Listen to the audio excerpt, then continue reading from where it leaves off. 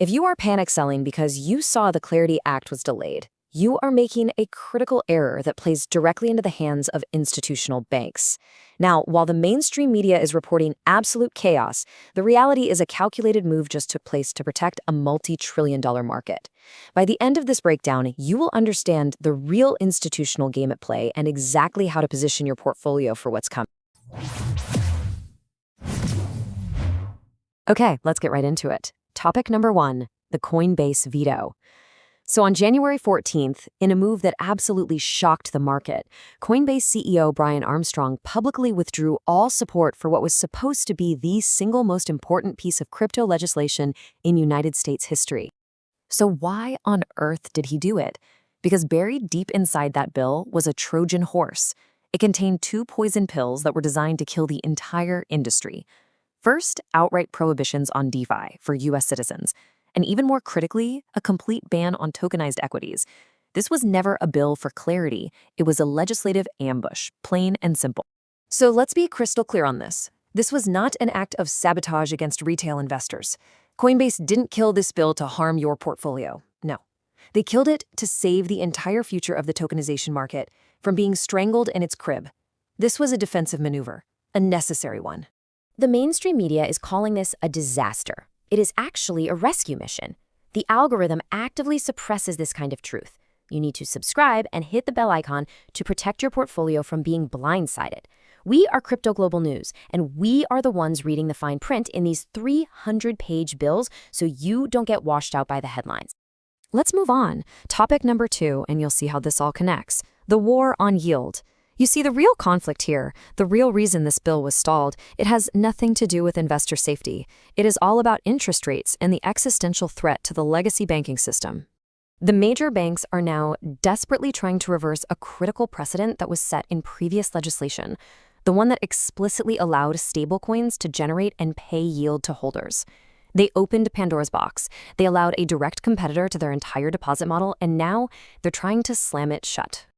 And this right here, this shows you exactly why they are so terrified. I mean, why would any rational actor keep their capital in a Wells Fargo savings account, earning a pathetic 0.01%, when they can hold a fully backed digital dollar in a stablecoin wallet and get a 5% yield? This is an existential threat to their entire business model. That delayed Clarity Act was the bank's attempt to legislate their competition out of existence by banning what they call stablecoin rewards. Brian Armstrong's veto wasn't just about DeFi. It was a defense of your fundamental right to earn a meaningful return on your capital outside of their broken system. You know, I've got the full redlined version of the bill right here. It shows the exact markups, and it reveals precisely which senators tried to slip that language in to ban your yield. Scan this QR code, or just use the link below to join our private Telegram channel. I post the raw legislative documents there so you can see with your own eyes who is fighting against your wallet. All right, on to topic number 3, the $1 billion flush. Now, the market's reaction to this whole legislative delay was severe, yes, but it was also a very predictable institutional maneuver. The data doesn't lie. We saw institutional outflows totaling exactly $952 million this past week alone. This was not random selling. This was a coordinated capital withdrawal. But here's where it gets interesting. Look at where the pain is actually being felt. Bitcoin is maintaining its position, holding strong at that $95,000 level.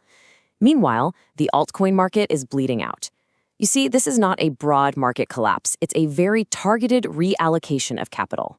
This is what we call the final flush. It's an institutional maneuver specifically designed to shake out the weak hands and to liquidate positions in speculative, narrative-driven assets.